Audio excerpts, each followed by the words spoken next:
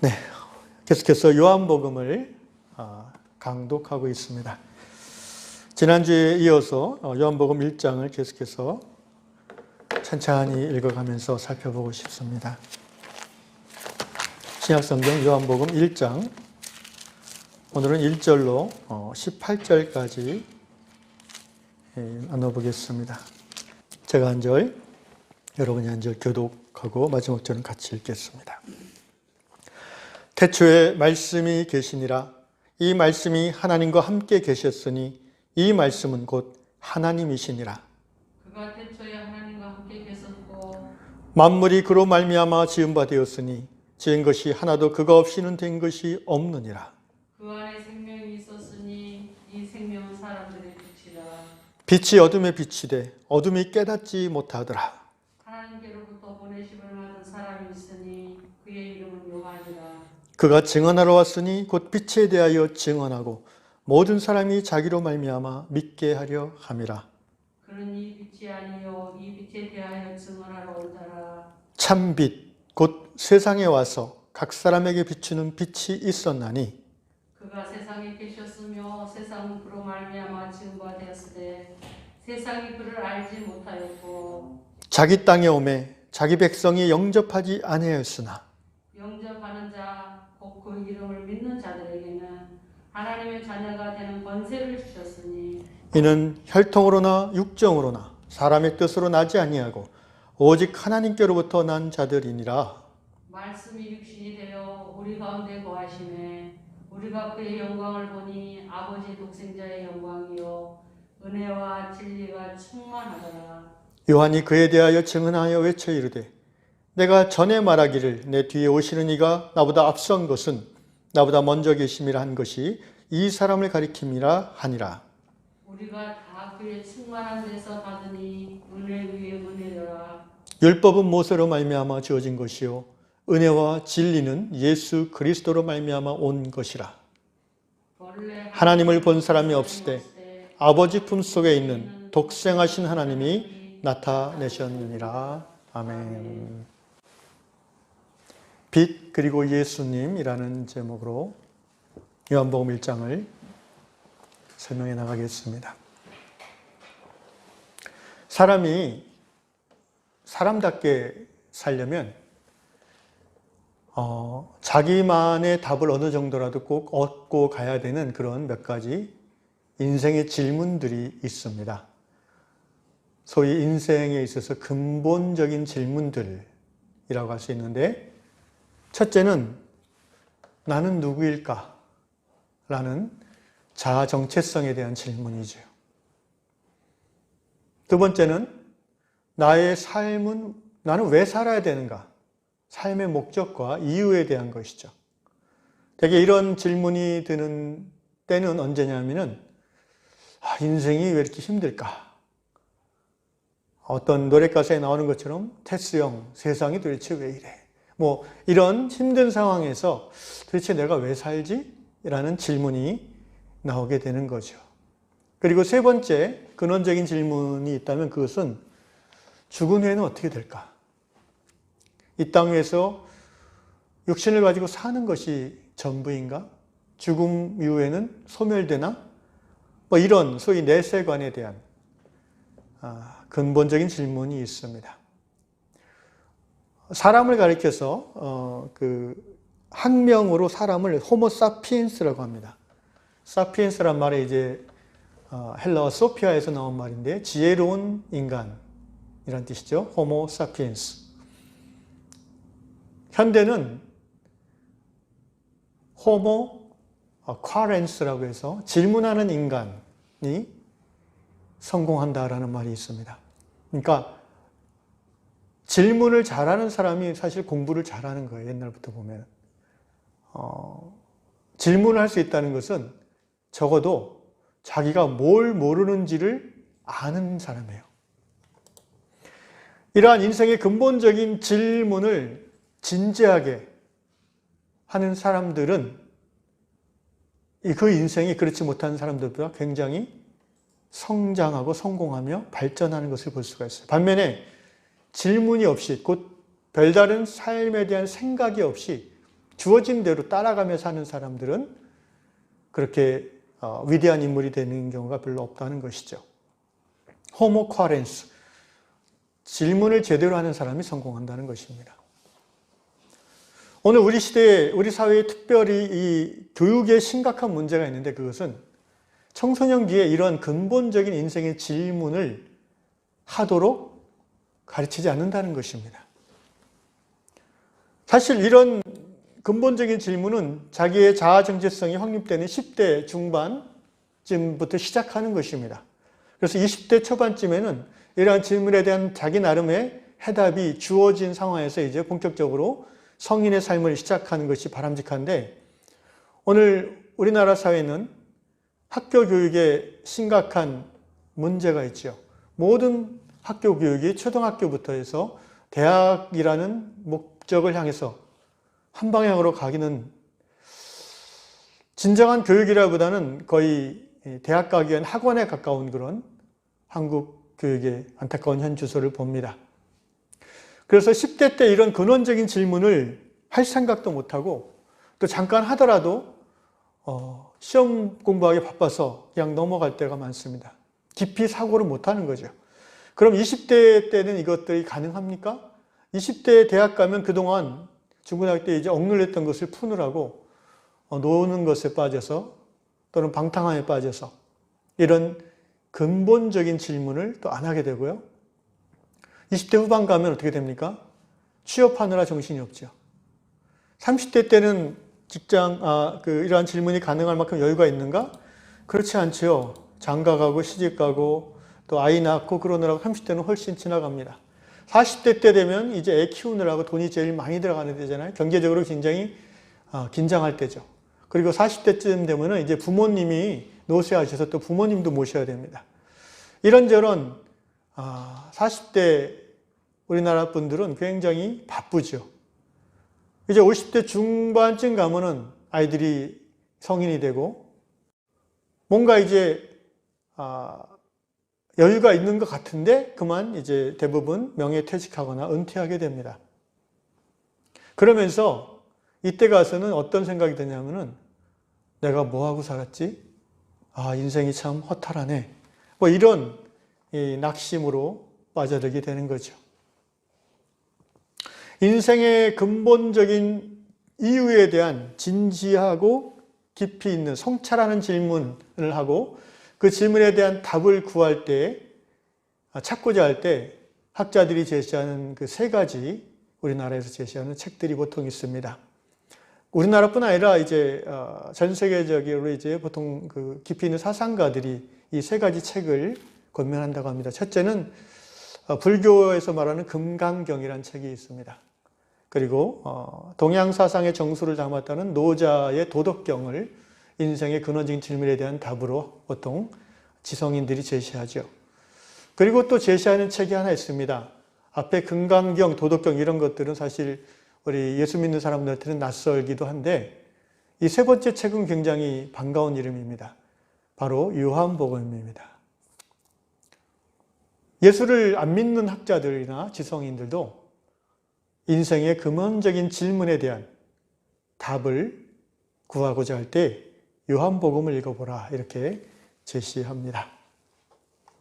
여러분 이 셋 중에 어떤 책이 제일 쉬울까요?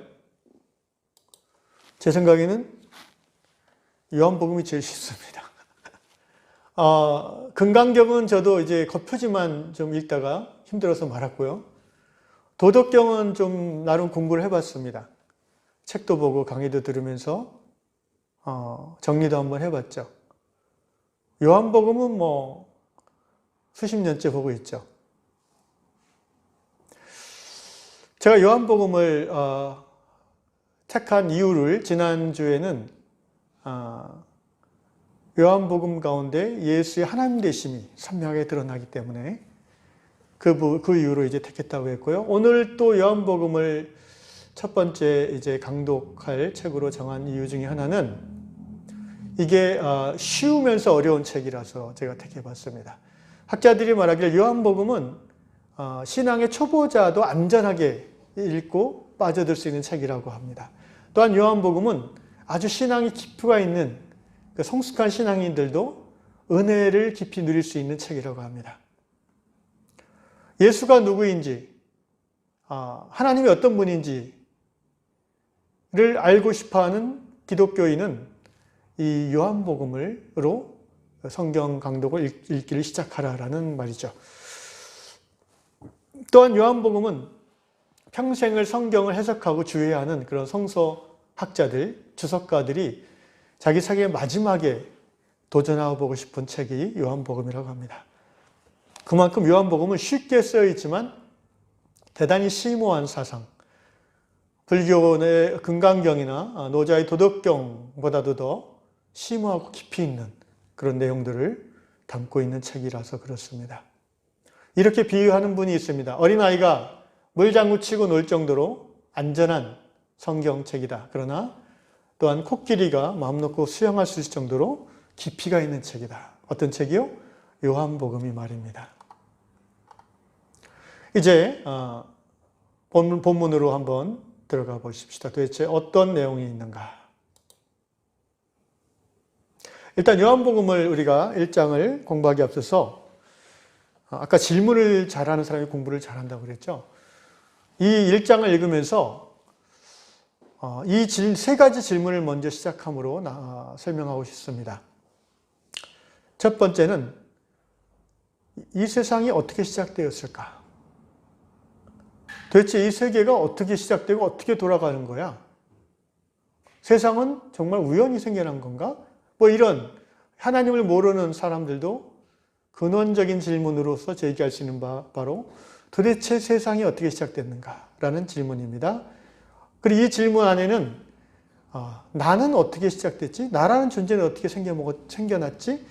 내 삶의 목적은 무엇이지? 이런 내용이 이 질문에 들어가 있죠. 두 번째 질문입니다. 그러면 세상이 어떻게 생겨났고 또 내가 어떻게 태어났는지를 어떻게 시작되는지를 알 수 있는 그런 그 진리, 그 정답을 내가 어떻게 알 수 있을까? 그러니까 진리를 어떻게 알 수 있는가라는 질문이 또 우리가 이 1장을 공부하면서 질문을 생각해 볼 수 있습니다. 그리고 세 번째는 그럼 그 진리와 예수님은 어떤 관계가 있는 것인가? 이 세 가지 질문에 대한 답변을 중심으로 오늘 요한복음 1장 본문을 설명해 보고 싶습니다. 자, 첫 번째 질문이 뭐라고 그랬죠? 도대체 세상이 어떻게 시작되었을까? 일반적으로 이제 여러분이 이제 책을 찾아보면 이 세상의 시작에 대한 두 가지 관점의 답이 있으면 하나는 유물론적인 답이고 하나는 유신론적인 답입니다. 소위 유물론 그럼 우리 기독교인들이나 우리 교회 다니는 분들은 좀 이렇게 알레르기를 일으키는 경향이 있어요. 아주 악한 거라고 생각하는데 자세히 유물론을 들여다보면 성경과 반대되는 부분이 많이 있지만 또 나름대로 고상한 그런 내용들도 있습니다. 그러니까 너무 이제 편견을 가지고 볼 필요는 없고요. 유물론이란 것은 말 그대로 만물의 근원은 물질이다 이렇게 보는 거예요. 이거는 성경과 상관없이 고대 헬라 시대부터 있어왔던 주장들입니다. 모든 정신현상이나 인간의 의지 같은 것들이 물질보다 앞선 것이 아니라는 거예요. 물질이 근본이고 물질이 활성화됨에 따라 정신과 의지가 함께 작용하는 뿐이다. 그래서 세계의 근본이 되는 그 실제는, 근원은, 모든 세계의 근원은 정신이나 관념이 아니라 의식의 그 외부와 독립해서 존재하는 물질이다. 또는 자연이다. 이게 이제 유물론 또는 유물주의입니다. 물질이 1차적이고 정신의 의지는 2차적이며 물질은 영원하고 본래부터 있다. 그러니까 이 세상이 어떻게 시작되었는가라는 질문에 대해서 유물론, 물질 만능주의는 뭐라고 대답하냐면 원래부터 있었어 물질로 이렇게 대답하는 거예요. 그 물질이 변화되고 진화되고 생성되고 분해되고 다시 화합하면서 점점 진화돼서 고등 생명체까지 나아갔다는 거죠. 그러므로 물질 유물론에 있어서 산다는 것은 그냥 우연히 태어난 거예요.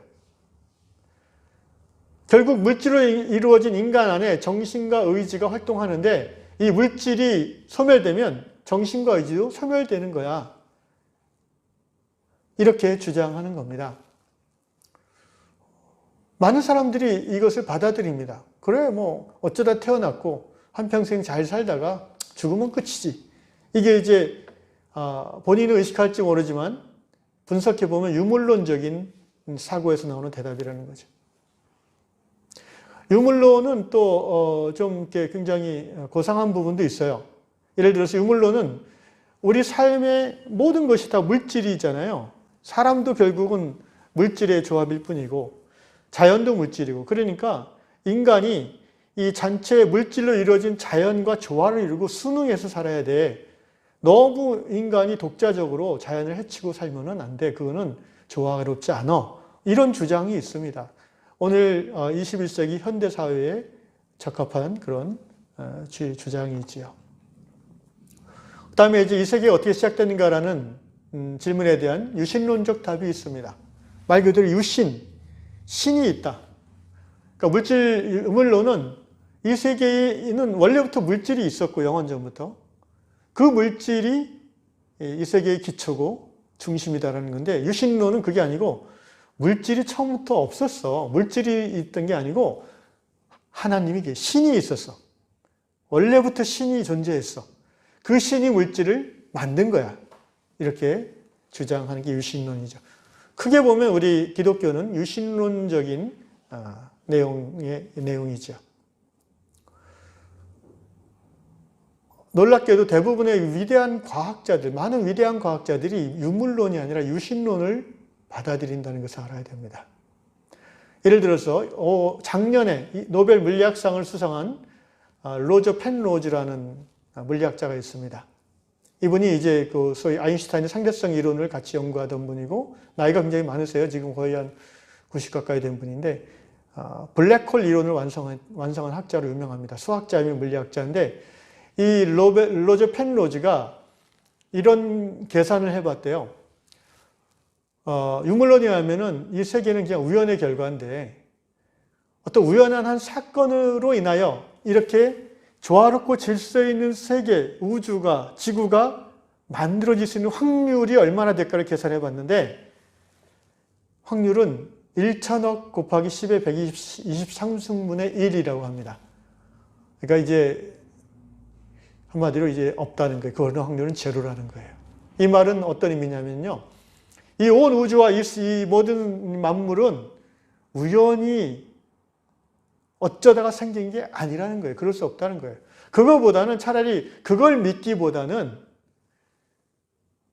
탁월한 인간이 상상할 수 없던 탁월한 지적 존재가 있어서 그 존재가 이 세계를 만들었다는 것을 받아들이는 게 훨씬 더 확률적으로 높다는 거예요.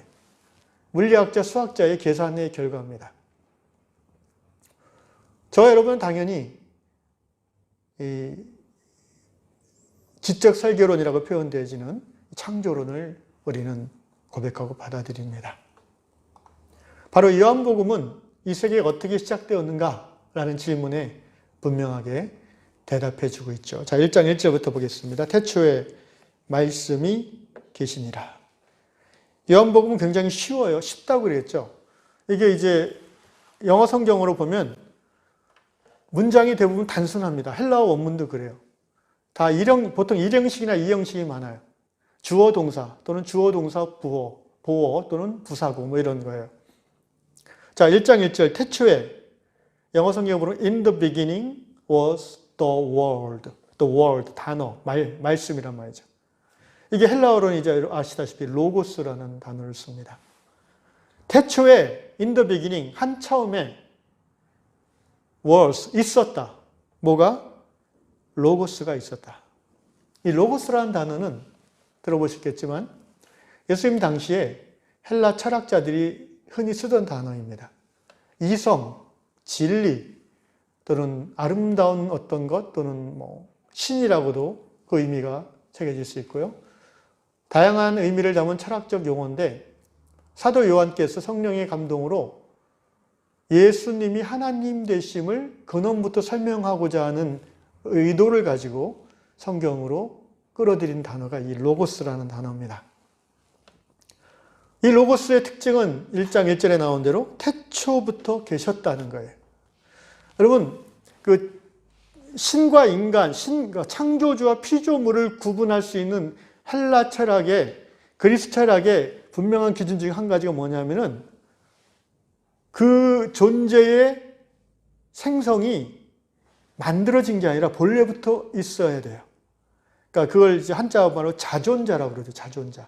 스스로 존재하는, 자기가 존재하는 이유가 자기 바깥에서 누군가가 자기를 만든 게 아니라 자기 존재 이유가 자기 안에 있어요. 이게 이제 신의 조건입니다. 그런 조건으로 봤을 때 in the beginning, 이 태초라는 말은요, 시간, 모든 시작의 이전을 말하거든요. 아르케라는 이 말은 근원, 상고, 모든 것의 이전. 그러니까 태초부터 로고스가 있었다. 이 첫 문장부터 벌써 이 로고스가 인간이 아닌, 피조물이 아닌 창조주의 신적 존재인 것을 암시하고 있습니다. In the beginning was the world. And the world, the logos가 was with God. 이 태초에 말씀이 계셨다. 이 말씀이 하나님과 함께 계셨다. 그 다음 문장 뭐예요? 이 말씀은 곧 하나님이시다. 이게 이래서 단순한 문장인데 어려워요. 왜 어렵냐면은 논리가 안 맞아요, 논리가. 자, 이 문장의 논리는 이래요, 지금.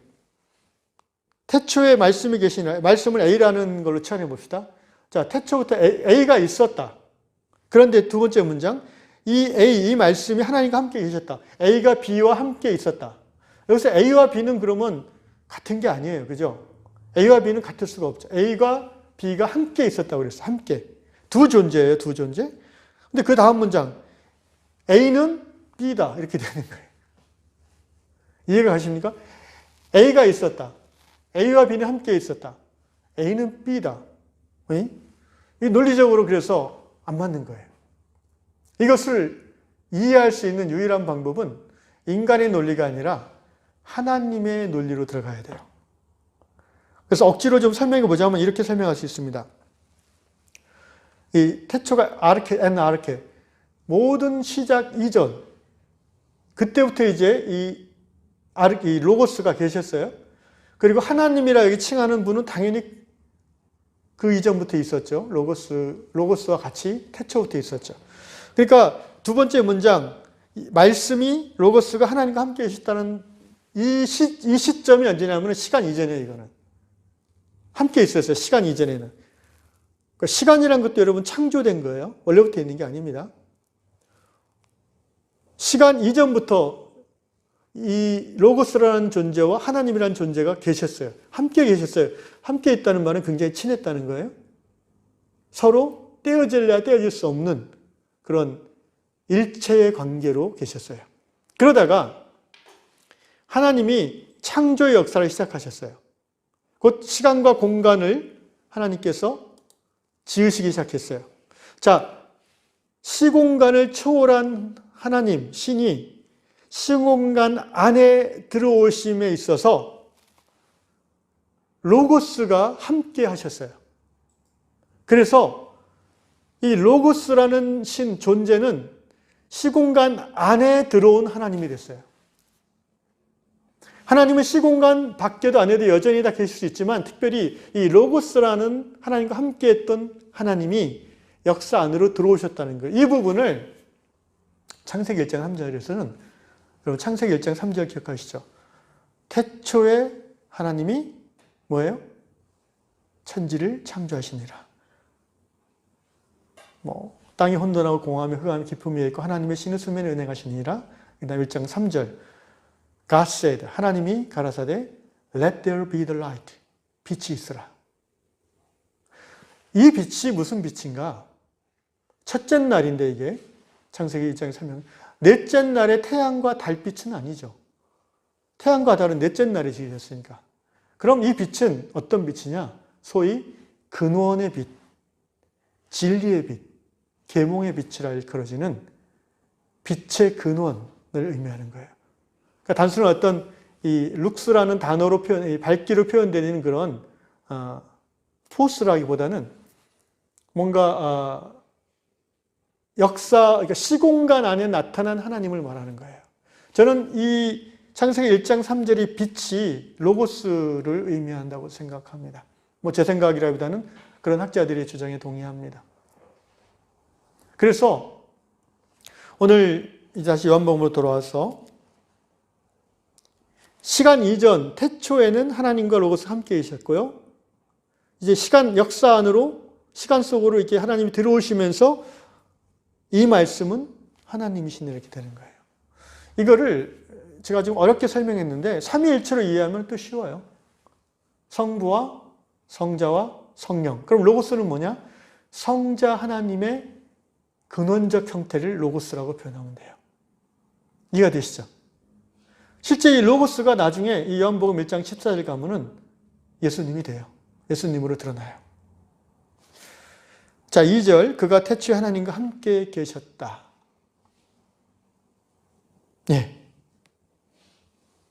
여기 이 태초란 말이 이제 아까 얘기한 두 번째 말씀이 하나님과 함께 계셨다 그 말이죠. 근데 여기서 이제 이 말씀 로고스를 그라는 인칭 대명사로 이제 바꿔서 설명하잖아요. 이게 소위 의인화 화법이죠. 성경 유대적 표현인데 이게 예를 들면 잠언에 가면 잠언 7장쯤에 가면은요. 지혜라는 호크마 히브리어로 지혜를 계속해서 그라고 표현해요. 히브리어 남성 단수로 표현해요. 이거는 그 지혜에 대한 신적 표현. 결국 그 지혜는 이제 후에 그 지혜를 예수님이라고 해석하는 학자들도 많이 있습니다. 그래서 그가 로고스를 그로 이제 인칭 대명사로 바꿔서 그분이 태초에 하나님과 함께 계셨고, 1절 중간에 설명한 말이죠. 그 다음에 이제 창조의 역사 속에 들어오셔서는 3절에 보니까 만물이 로고스로 말미암아 지은 바 되었어요. 이 로고스가 하나님의 창조에 함께 하신 하나님이라는 거예요. 성자 예수 그리스도죠. 여러분 예수님이 우리를 구원하신 하나님인 게 맞는데 그러면 성부 하나님께서 창조하실 때 놀고 있었나? 그건 아니에요. 성부와 성자와 성령이 하나 되어 창조와 구원과 또 견인의 역사를 이루어 가시고 완성해 가시는 거죠. 아멘. 그런 의미에서 그가 없이는 지은 바 하나도 그가 없이는 지어진 것이 없다라는 이 3절의 표현이 이해가 되는 것입니다. 결국 1절, 2절, 3절을 통해서 아까 첫 번째 질문, 이 세상이 어떻게 시작됐지? 하나님이 로고스와 함께 창조하셨다. 그래서 시작됐다. 이렇게 우리가 답을 얻을 수 있습니다. 구체적으로 그러면 어떻게 창조하셨어? 하나님이? 그냥 생각하셔서 창조하셨나? 말씀드렸죠? 구체적으로 창세기 1장 3절에 보면 말씀하셨다고 되어 있습니다. 근데 이 또 로고스의 우리말 번역이 말씀입니다. 말씀이라는 말은 사람의 말이 아니라 신의 말씀이라고 그러잖아요. 아주 굉장히 높은 분의 말을 말씀이라고 그러죠. 지극히 높으신 분이 하나님이시니까 이 로고스를 그래서 말씀으로 번역한 거예요. 여러분 말이 힘이 있다는 건 아시죠? 말은 에너지가 있어요. 그래서 내가 말하면 결과 동작이 일어나요. 야 일로 와봐. 그러면 오잖아요. 근데 누구나 오지는 않아요. 누가 내가 일로 와봐 그러면 와요? 애들이 와요. 그럼 왜 그럴까? 내가 권위자니까 걔에 비해서. 그죠? 권위자의 말은 더 능력이 있어요. 여러분 학교에서 선생님의 말이 한 아이의 인생을 바꿀 수 있어요. 그죠? 옆집 아저씨가 야 너는 정말 잘 될 거야. 너는 뭐 세계 최고의 부자가 될 거야. 하는 말하고 그 아이를 1년, 2년 담임하면서 사랑과 애정으로 가르친 선생님이 너는 정말 그 경제적인 재능이 많다. 앞으로 사업하면 크게 될 거다. 이렇게 얘기하는 거하고는 아이가 받아들이는 힘이 다르죠. 말에는 능력이 있어요. 그래서 여러분 집에서 아이를 키울 때 이 말을 조심해야 돼요. 특히 부모는 권위자예요. 아이가 뱃속에 있을 때부터 부모의 말이 작용해요. 보통 실험에 의하면 한 5, 6개월쯤 되면은 부모의 말에 아이가 반응한다고 해요. 정서적으로. 그래서 엄마가 막 분노하면 아이에게도 분노 호르몬이 나와요. 엄마가 너무 기분이 좋으면 아이도 기분이 좋은 호르몬이 나온대요. 근데 옛날 우리 어른들이 뭐예요? 거기다 대고 아유, 얘 아들이어야 되는데 딸이면 안 되는데 뭐 이런 얘기를 하더니 이 아이가 뱃속에서부터 주눅이 들 거 아니에요. 아, 나는 태어나지 말아야 되는 존재인가 보다. 아니, 이게 심리학적으로 맞는 얘기예요. 다 규명된 얘기예요. 말은 영향력이 있어요. 사람의 말도 그런데, 그래서 회사, 그 작년에 이제 한물 간 분이 됐지만 트럼프 대통령이 유행시켰던 말 중에 You are fired. 이런 말이죠. 너 해고야. 얼마나 무서운 말이에요. 그 한마디에 그 고용된 사람들은 그래서 목이 잘린다는 험악한 표현을 쓰잖아요. 나 잘렸어, 이렇게. 근데 그 회사 수위가 사장님한테 You are fired 하면 그게 통해요? 아무것도 안 일어나죠. 영향력이. 그러니까 말이 영향력이 있는 게 분명한데 누가 말하느냐에 따라 영향력이 달라요. 권위가 높은 사람이 존재일수록 그 말이 영향력이 있어요. 대통령의 말 굉장히 영향력이 있죠. 옛날 전제군주시대 왕의 말은 그 법이에요, 법. 생사를 결정하는 법이에요. 하물며 영원부터 영원까지 모든 만물을 창조하시고 주관하시고 다스리시는 전능하신 하나님의 말씀이 온 우주 만물을 창조하셨다는 것이 우리가 이해가 되지 않습니까? 말은 에너지가 있다는 거예요. 완전하시고 전능하신 하나님의 말씀에는 무한대의 에너지가 담겨 있는 거예요. 그래서 없는 것에서 무에서 유를, 그걸 이제 라틴어로 엑스 니힐로라고 그래요. 크레아치오 엑스 니힐로. 무슨 말이냐면은 무로부터의 창조라는 거예요. 성경이 말하는 이 하나님의 로고스 하나님과 함께한 창조는요, 뭔가 원래부터 있던 재료를 가지고 만드는 거, 그거는 완전한 창조가 아니죠. Nothing, 아무것도 없는데 말씀으로, 무한한 에너지를 가진 하나님의 말씀으로 Let there be the light부터 시작해서 해와 달과 별과 마지막 날에 사람을 창조하셨다는 것입니다. 저는 이 하나님이 온 세계 만물을 창조하셨다는 이 사실이 도대체 이 세상이 어떻게 시작됐지?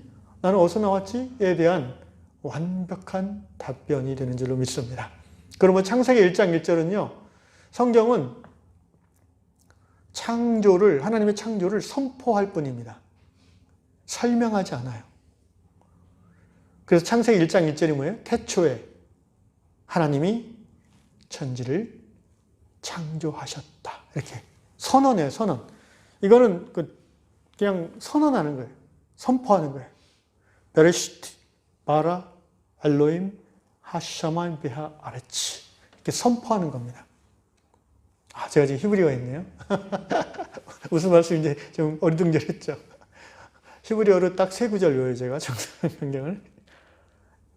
그렇습니다. 그래서 첫 번째 질문에 대한 답변은 선명합니다. 요한복음에 뭐로 나오냐면은 하나님이 로고스와 함께 말씀으로 온 세상을 창조하셨다. 그것이 세상의 시작이고 그것이 나의 존재의 시작이고. 계속해서 1장 4절 보면 좀 더 보면요. 자, 그 안에 생명이 있었으니 같이 한번 읽어봅시다. 1장 4절 시작. 그 안에 생명이 있었으니 이 생명은 사람들의 빛이라. 이것도 단순한 문장인데 In him was life. 로고스 안에 life가 있다. 일형식 문장이죠. 영어로 하면 생명이 있다.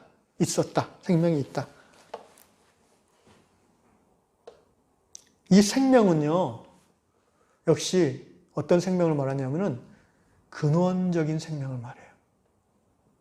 그러니까 생명의 본질, 생명의 원천 되는 생명.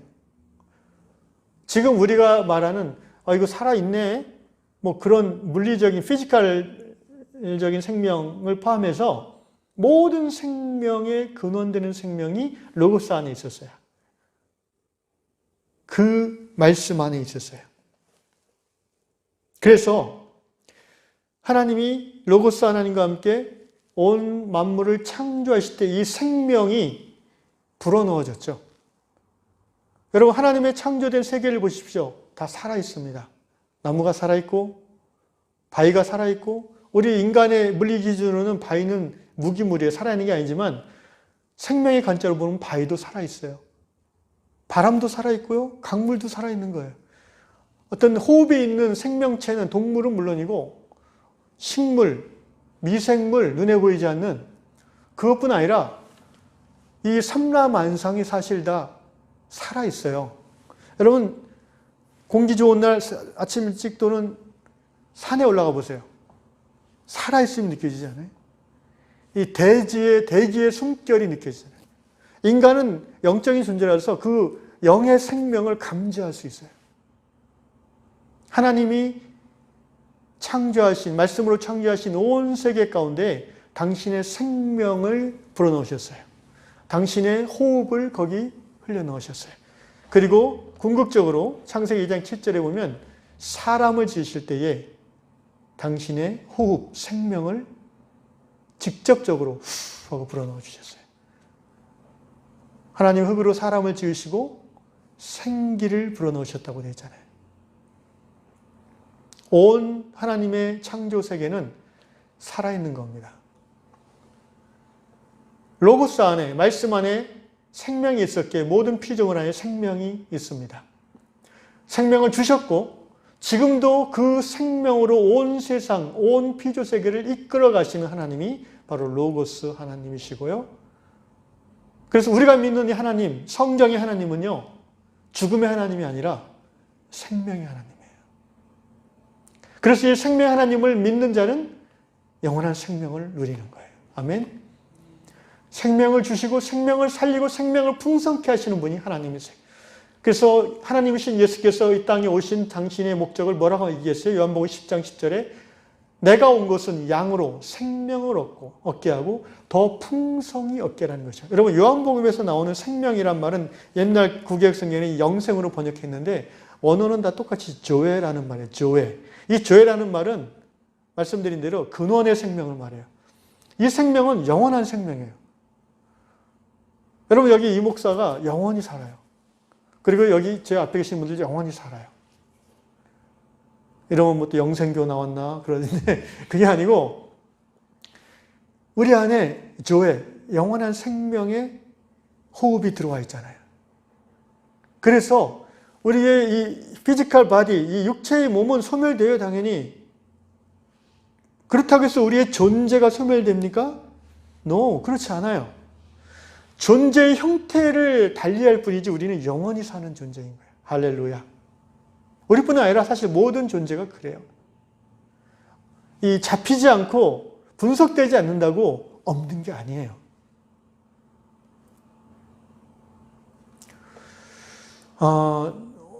이제 제가 좀 관련된 얘기를 좀 깊이 있게 하려고 그러는데 오해하실까봐 먼저 높아심에서 이런 말씀을 좀 드리고 싶어요. 여기 서 있는 이 목사는 스스로 이제 기독 지성인이라고 자부를 하는 사람이에요. 좀 스스로 얘기를 하니까 그런데. 근데 제가 그렇게 나 정도면 됐지 뭐 이렇게 지성인이야 나는 생각했는데 한 6, 7년 전쯤에 어느 날 내가 문득 이제 깨달음이 왔어요. 부끄러운 깨달음인데 뭐냐면은 내가 성경은 좀 아는 것 같은데 세상 지식을 정말 모르는구나 잘. 쉽게 말하면 사회학자, 경제학자, 인문학자, 뭐 물리학자 이런 사람들하고 내가 대화할 정도의 수준이 되나? 아유, 안 되는 거예요, 보니까. 그 대담하는 거 이런 걸 들어보니까 또 영어로 이렇게 막 세미나 때 들어보고 그러니까 못 알아듣겠어. 영어는 들리는데 좀 내용을 못 알아듣겠어. 내가 무식했구나. 특히 이제 뭐 철학이나 동양사상 이런 걸 읽어보면 이해가 안 가요, 오히려. 그래도 공부를 제가 몇 년을 했어요. 대학 4년에, 대학원 3년에, TH인이 9년을 했고, 그 후로도 계속 꾸준히 공부했다고 하는 사람인데, 아는 게 없는 거예요. 무식해요. 그러면서, 왜 세상 사람들이, 미안한 말이지만 기독교 목사님들을 이렇게 우습게 볼까? 우습게 보는 경향이 있어요, 좀. 그런가 보다. 끄떡 그러시네. 물론 안 그런 이렇게 훌륭한 지식을 갖춘 목사님들도 있는데, 어떤 분들 보면 너무 비상식적이고 좀 이상해 말하는 게 중학생만 돼도 좀 앞뒤가 안 맞는 말로 들리는 것 같고 그래서 내가 그런 목사님들을 보면 저 사람들 공부 좀 하자. 창피하다. 그런 생각을 했는데 보니까 나도 별 차이 없는 거예요. 그래가지고 제가 쇼크를 받고 공부해야겠다. 제가 개척교회 하니까 시간이 많잖아요. 할 게 뭐 있어요. 공부밖에 없죠. 그래서 그때부터 이제 막 유튜브를 뒤지고 여기저기 찾아다니고 강의를 듣고 그래서 이제 불교도 좀 기웃거려 보고 저는 특히 이 동북아 사상, 동양 철학을 재밌더라고요. 그게. 그래가지고 이제 강좌도 듣고 돈 내고도 듣고 그렇게 했는데 근데 이렇게 그렇게 수박 겉핥기식으로 해서 또 정복되어지는 그런 내용들은 아니더라고요. 그런데 조금씩 몇 년 들여다 보니까 조금씩 쌓여요. 보니까 이게. 그래가지고 그 쌓인 지식을 토대로 또 성경을 다시 읽으니까 성경이 새로워 보이는 거예요. 와, 이건 또 새로운, 굉장히 재밌어요, 여러분, 이게. 그 신학이나 기존 신앙 안에서만 성경을 읽을 때하고 세상의 어떤 그런 사상이나 차리 학문을 수박 겉핥기식으로라도 좀 보고 나서 성경을 다시 보니까 안 보이던 것들이 보이는 거예요. 할렐루야. 야, 이게 은혜다. 내가 성경을, 하나님을 더 깊이 알고 싶은 것이 평생 소원인데 그러기 위해서 내가 세상 학문을 좀 연구할 필요가 있겠구나라는 생각이 들어서 지금도 조금씩 이렇게 공부하려고 합니다. 그래서 이제 이런 생각이 이제 정리가 되는데요. 여러분 창세기 1장 28절 소위 문화명령이라는 게 있어요. 하나님께서 이제 아담을 사람을 지으신 다음에 생육하고 번성하고 땅에 충만하고 땅을 정복하고 다스리고 이렇게 명령하시고 그 이제 The Great Cultural Mandate라고 하는데 대문화명령. 인간이 이제 이 땅에 살아가는 사명이죠. 하나님을 대신해서 하나님의 피조세계를 쉽게 말하면 관리하라는 거예요. 그런데 지난 2000년 교회 역사에서 기독교 역사 속에서 이 창세기의 문화명령을 이 자기중심적인 죄인인 인간이 또 2000년 역사 속에 교회도 로마 카톨릭 교회를 포함해서 많은 교회들도 이거를 오해했어요. 어떻게 오해했냐면은 자, 하나님이 이 모든 세계를 다 지었고 이제 이건 네 거니까 네 마음대로 해도 돼라고 오해를 한 거예요. 마치 여러분 18세기, 17세기 미국의 이 개신교회 목사님들이 뭐라고 설교했는지 이런 설교를 했어요. 믿어지지 않겠지만 흑인들을 보면서 저 니그로들은 하나님이 우리의 종으로 준 선물이니까 마음껏 학대해도 돼. 여러분 이게 지금 가당키나 한 말이에요? 지금 이런 얘기하면 당장 처벌받죠 이제.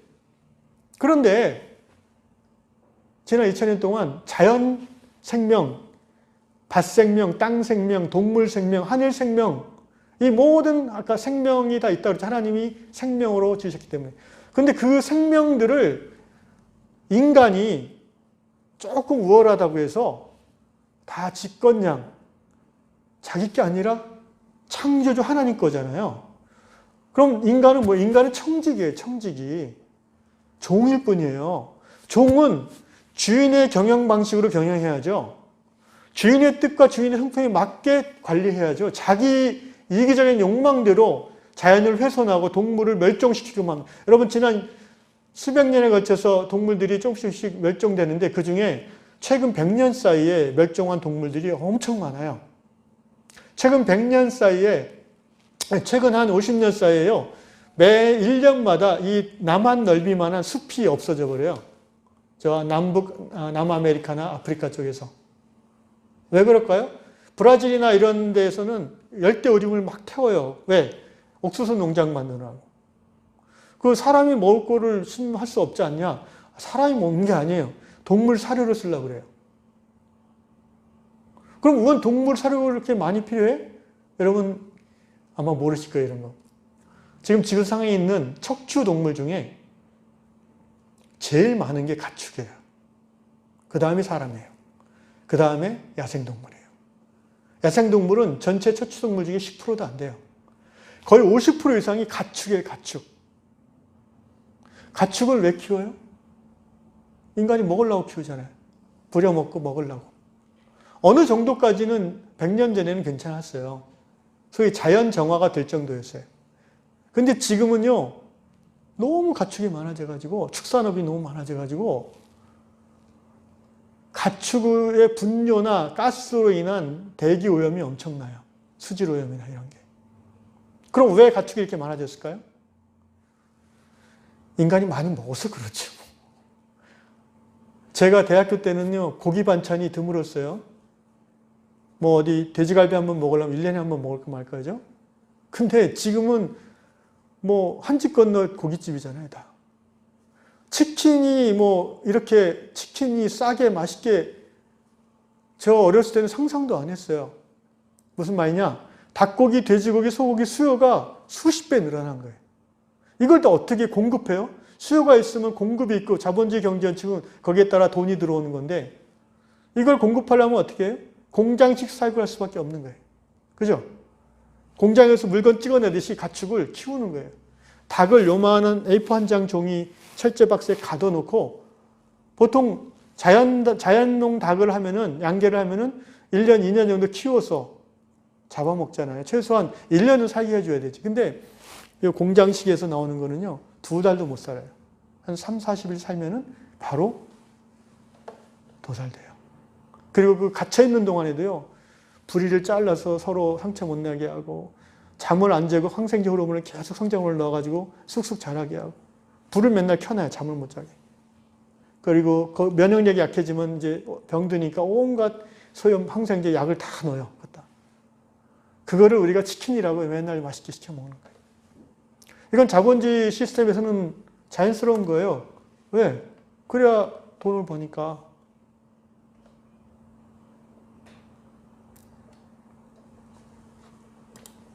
인간은 우주의 중심이 아닙니다.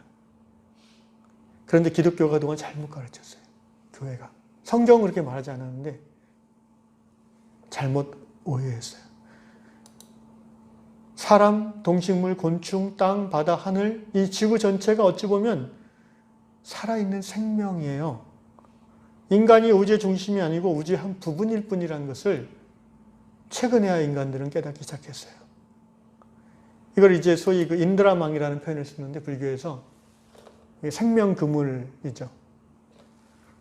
그 화엄경이라는 불교의 경전에 보면 그 제석천이라는 그 신이 나와요. 석가모니를 수행하는 신 중에 한 신인데 이 제석천이 살고 있는 궁전에는 그 인드라망이라고 해서 그물망이 쫙 깔려 있는데 그물의 매듭마다 영롱한 구슬이 달려 있대요. 그 서로를 비추어줘요. 그러니까 이 인드라망은 비유적이죠. 온 세계는 세계를 구성하는 모든 존재 하나하나가 보석같이 참으로 귀한 존재라는 거예요. 그리고 각각의 서로가 서로에게 빛과 생명을 주는 의존 관계에 있다는 거예요. 인간만이 거기서 탁 튀어나와서 다른 모든 것을 이렇게 움켜쥘 수 있는 그런 존재가 아니라는 거예요. 인간도 그 영롱한 구슬이 하나라는 거죠. 오늘날 이제 동양 철학이나 또는 그 생명 사상, 그다음에 생태 환경에 관심이 있는 지성인들은 이런 단어들이 익숙합니다. 인드라망이라는 말은 이제 많이 쓰이는 말이에요.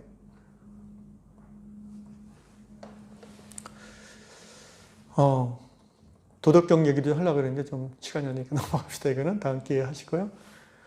그래서 결국 결론은 그 안에 생명이 있었으니 1장 4절 생명은 사람들이 빛이라. 이 생명은 로고스 안에 있는 이 생명은 창조 시의 모든 피조물에게 하나님께서 나누어 주신 생명이죠. 그래서 인간은 다른 모든 생명 앞에서 겸손할 필요가 있습니다. 왜? 그 생명의 주인이 인간이 아니에요. 하나님이세요. 인간은 청지기일 뿐입니다. 오늘날 교회는 지난 2000년의 과오를 인정하고 우리 다음 세대에 하나님이 창조하신 아름다운 자연을 조금이라도 더 보존해서 넘겨줘야 될 사명이 있지 않습니까?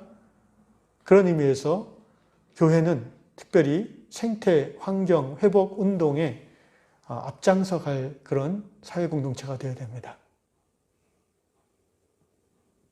쉽게 말하면 교회 안에서 할 수 있다면 일회용품을 적게 쓴다든지 또는 쓰레기 분리수거를 철저하게 지킨다든지 또는 과도한 육식을 자제하기를, 사실 그거는 이제 하나님 앞에 우리가 이제 수양하는 소위 그 영성을 갈고 닦는 수도자적 입장에서 봤을 때도 이 육식을 좀 제한하는 게 필요합니다.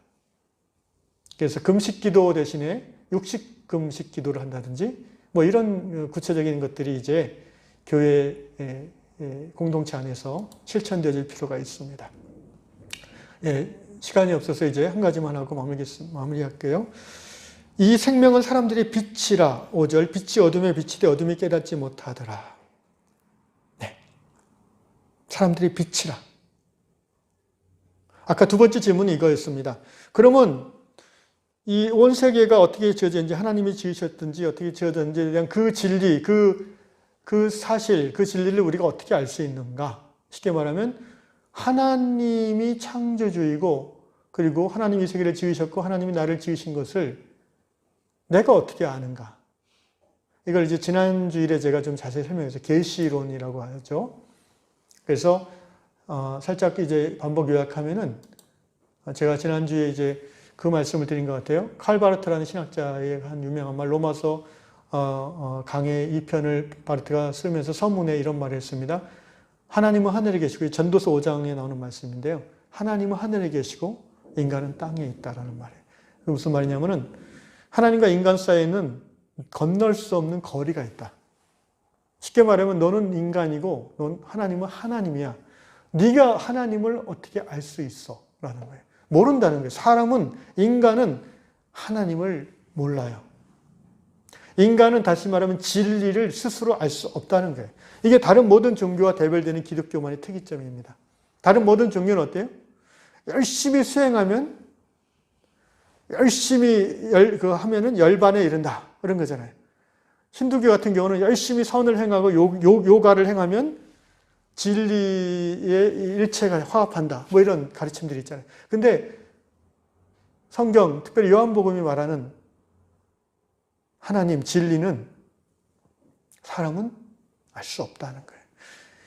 그런 면에서 소크라테스가 굉장히 지혜로운 말을 했어요. 여러분, 그 소크라테스 들어보셨죠? 인류 4대 성인 중에 한 사람이라는.